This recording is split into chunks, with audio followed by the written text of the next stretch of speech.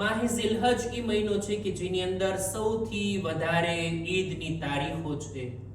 જેને તૌફીક હોય હજમાં જવાની, લોકો હજમાં જતા હોય, અને જેઓને તૌફીક નથી એ લોકો પણ આ મહિનાની ઇબાદતથી મહેરૂમ નથી રહેતા.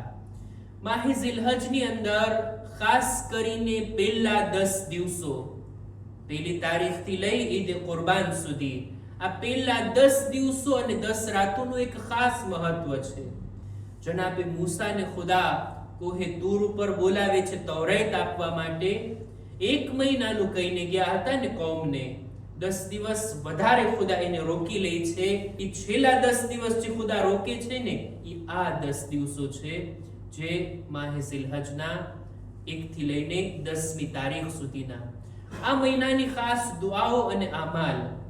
સૌથી પહેલા તો આપણા 7મા ઇમામે મૂસા કાઝિમ અલૈહિસ્સલામ એમની એક હદીસ છે કે માહે ઝિલહજના શરૂઆતના 9 દિવસો જો કોઈ રોઝા રાખે ને, પહેલી તારીખથી 9મી તારીખ સુધી, 10મી તારીખ તો ઈદ કુરબાન, ત્યારે તો રોઝો ના થાય, રોઝો રાખવું ત્યારે હરામ, પણ આ 10 દિવસોમાં પહેલા 9 દિવસો જે કોઈ રોઝા રાખે ને, ખુદા આખી ઉમ્ર રોઝા રાખ્યા હોય ને એટલો સવાબ એના નામે અમલમાં લખે છે. અને આ 10 રાતોની અંદર 2 રકાત નમાઝ છે જેને આપણા છઠ્ઠા ઇમામે જાફર સાદિક અલૈહિસ્સલામ ફરમાવે છે કે મારા બાબા 5મા ઇમામે મને ભલામણ કરી કે માહે ઝિલહજની પહેલી 10 રાતમાં મગરિબ ઈશાની દરમિયાન આ 2 રકાત નમાઝને હરગિઝ ન છોડવામાં આવે.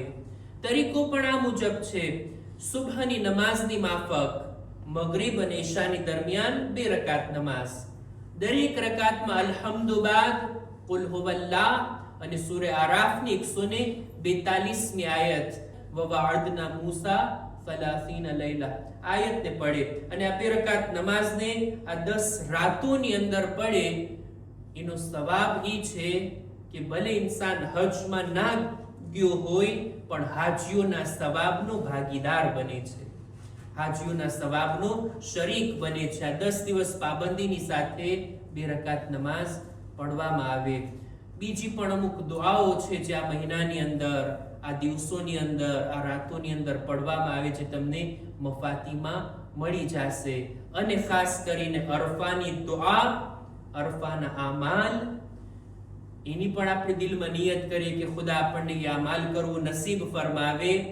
અને ઈદ કુરબાનના દિવસે કુરબાની ખૂબ જ તાકીદ છે. કુરબાનીની સુન્નતે મુઅક્કદા છે કુરબાની કરવી.